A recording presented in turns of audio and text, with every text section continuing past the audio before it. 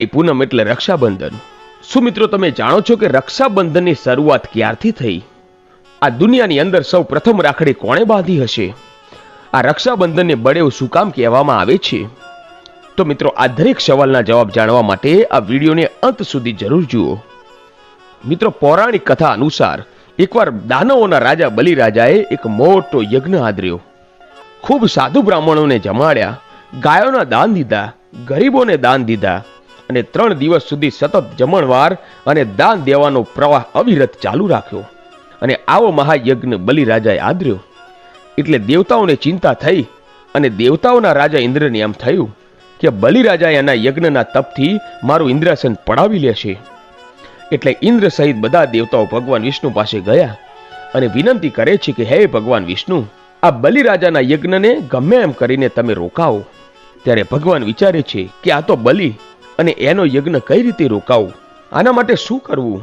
અને આમ વિચારીને ભગવાન વિષ્ણુ એક વામનનું રૂપ લીધું। નાના બાળક જેવડું પોતાનું શરીર અને નાની ચાખડીઓ પગમાં પહેરેલી અને ટૂંકી ધોતડી વાળેલી, એક હાથમાં કમંડળ અને બીજા હાથમાં છત્રી લઈને એ બલિરાજાના યજ્ઞમાં આવે છે અને જ્યાં સેવકો દાન દે છે ત્યાં ઊભા રહ્યા। સેવકો બોલ્યા કે હે બ્રહ્મ દેવતા, તમારે શું જોઈએ છે? તમે જે માગો એ તમને આપીએ। એટલે ભગવાન વામન બોલ્યા કે મારે તમારી પાસેથી દાન નથી જોઈતું, મારે તો તમારા રાજા બલિરાજા પાસેથી દાન જોઈએ છે। બલિરાજા યજ્ઞમાં બેઠા હતા અને સેવકો આ બ્રાહ્મણને ત્યાં લઈ ગયા। ત્યારે બલિરાજાએ કહ્યું કે માગો, તમારે શું જોઈએ છે? તમે જે માગો એ તમને આપશું। ત્યારે ભગવાન કહે છે કે હું માગું તે આપશો? બલિરાજા હસીને બોલ્યા કે આ તો મારો મહાયજ્ઞ છે, અહીંથી કોઈ ગરીબ પાછું જતું નથી, અને એમાંય તમે નાના બાળ અને એમાંય બ્રાહ્મણ, તમે જે માગો એ તમને આપીશું। ત્યારે ભગવાન વામન કહે છે કે એમ નહીં, કે હાથમાં પાણીની અંજળી લઈ અને સૂર્યનારાયણની સાક્ષીએ તમે વચન આપો કે હું જે માગું એ જ તમે આપશો, અને પછી તમે બોલ્યા નહીં ફરો। એટલે બલિરાજા ઊભા થયા અને જળની લોટી હાથમાં લીધી અને એ લોટી દ્વારા હાથમાં જ્યાં પાણી લેવા જાય અને ત્યાં તો એમના ગુરુ શુક્રાચાર્ય ખૂબ જ પાકા અને હોશિયાર હતા। એ તરત જ સમજી ગયા કે આમાં કઈ કપટ છે, કે આ કોઈ બ્રાહ્મણનો દીકરો નથી કે જો બ્રાહ્મણના દીકરાને જે જોઈએ તે આપી દઈએ ને, તો એવું શું કામ કહે કે તમે બોલ્યા નહીં ફરો? અને બલિરાજા જ્યાં હાથમાં પાણી લેવા જાય ત્યાં તો શુક્રાચાર્ય નાનકડું જીવડું બની એ લોટીના નાળચામાં સમાઈ ગયા। એટલે એમ કે આમાંથી પાણી આવે નહીં અને આ બલિરાજા સૂર્યનારાયણની સાક્ષીએ પ્રણ લે નહીં। પણ આ તો ભગવાન હતા, એમને એક સાઠેકડું લીધું અને એ સાઠેકડું એ નાળચામાં ઘાલ્યું અને એક નાળચામાં સાઠેકડું ઘાલતા શુક્રાચાર્યની એક આંખ ફૂટી ગઈ। અને મિત્રો ત્યારથી શુક્રાચાર્યની એક આંખ ફૂટેલી છે।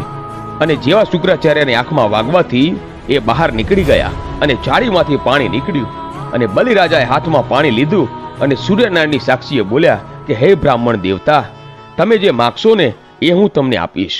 ત્યારે બલિરાજા બ્રાહ્મણને કહે છે કે હે બ્રહ્મ દેવતા, માગો, હવે તમારે શું જોઈએ છે એ તમને આપી દઈએ। ત્યારે ભગવાન વામન કહે છે કે બલિ, મારે માત્ર 3.5 ડગલા જમીન જોઈએ છે, તું આપીશ? ત્યારે બલિરાજા હસીને બોલ્યા, એમાં શું ભગવાન, 3.5 ડગલા? તમે જ્યાં કહો ને ત્યાં તમને આપી દઈએ।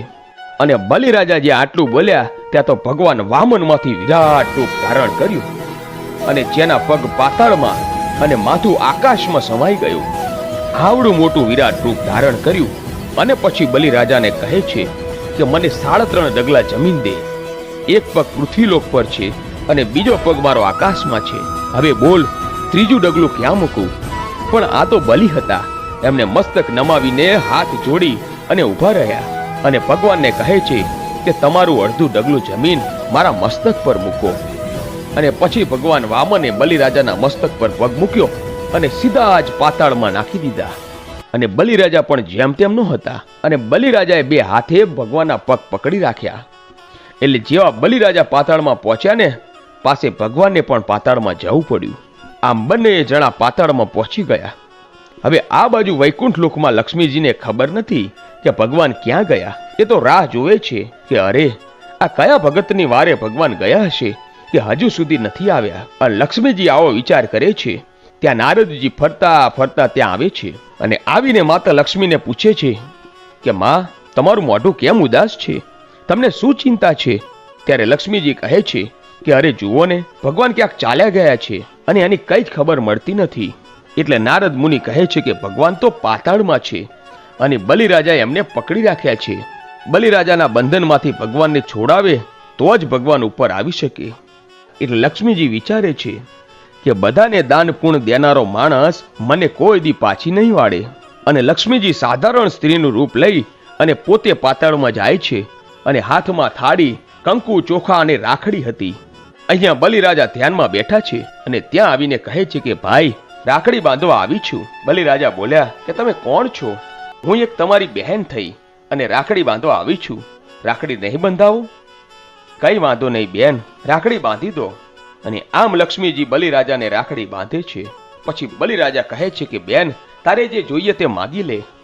અને ત્યારે લક્ષ્મીજી પોતાના અસલ રૂપમાં આવીને બલિરાજાને કહે છે કે તમે જેને કેદ કર્યા છે ને, એ જ મારા પતિ છે, એ વિષ્ણુ છે અને હું લક્ષ્મીજી છું, અને હવે અમને તમે છોડી દો. એટલે બલિરાજા કહે છે કે બહેનને રાખડી બાંધ્યા પછી તે માગે ને તે આપવું પડે, એ મારો ધર્મ છે, માટે મારે તમને હવે છૂટા કરવા પડશે.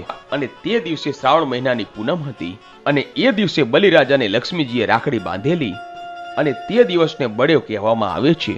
અને ત્યારથી રક્ષાબંધનની શરૂઆત થઈ. તો મિત્રો, આ હતો રક્ષાબંધન.